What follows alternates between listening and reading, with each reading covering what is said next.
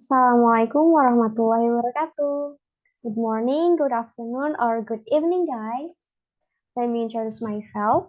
My name is Karunia Octaviani Fajri with student number 22014200065. Here, we're going to discuss the Western and the Eastern culture. Without any further ado, let's get down to the discussion part.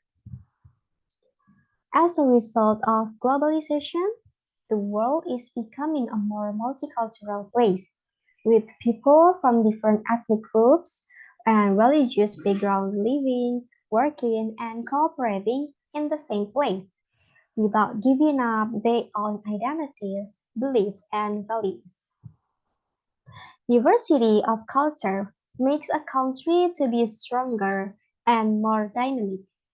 However, in today's diverse workplace, cross-cultural communication can seem challenging at first, even without a language barrier. This is understandable, since every culture has its own set of assumptions and customs when it comes to face-to-face interactions and getting a certain point across. This difference construct the Western and the Eastern culture, in which a lifestyle such as beliefs, tradition, customs, social norms, values, and so on. The Western culture tends to be observed by European, while the Eastern culture tends to Asian, such as China, Japanese, and so on. The next discussion, Western and Eastern culture are often compared and contrasted. Why? It is because there are many opposite aspects of culture that are accepted by the people who are receiving them, such as European, Chinese, Japanese, and so on. Each cultures have different beliefs and values.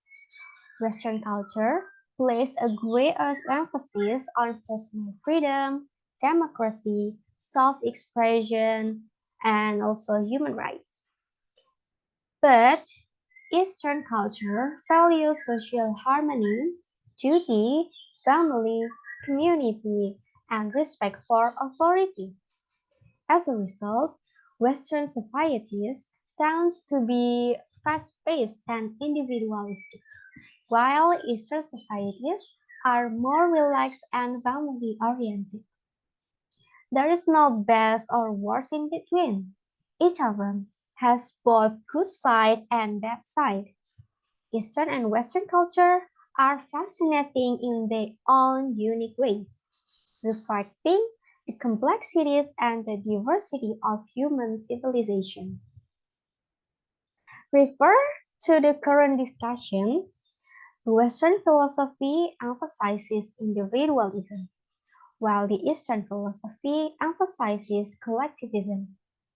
In both philosophies, virtues are emphasized.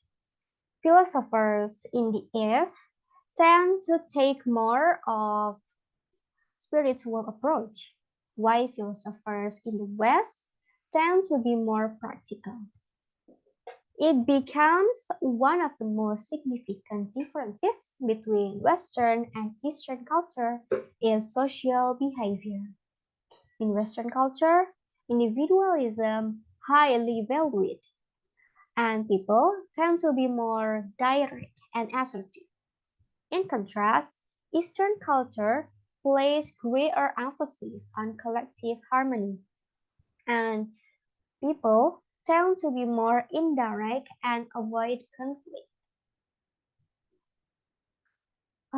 We're going to the last part of our discussion, that is harmonizing the two diverse cultures that are Western and Eastern culture. By understanding and appreciating these differences, we can foster cross-cultural understanding and build bridges between people from different parts of the world. Thus, we can harmonize the Western and Eastern culture. Overall, When a comparison between Eastern and Western culture is made at this point in time, there is not a lot that the two cultures have in common, but each should be respected for what they stand for and for what they achieve. That's all for the discussion of Western and Eastern culture. Thank you very much, guys, for listening. Wassalamualaikum warahmatullahi wabarakatuh. Goodbye.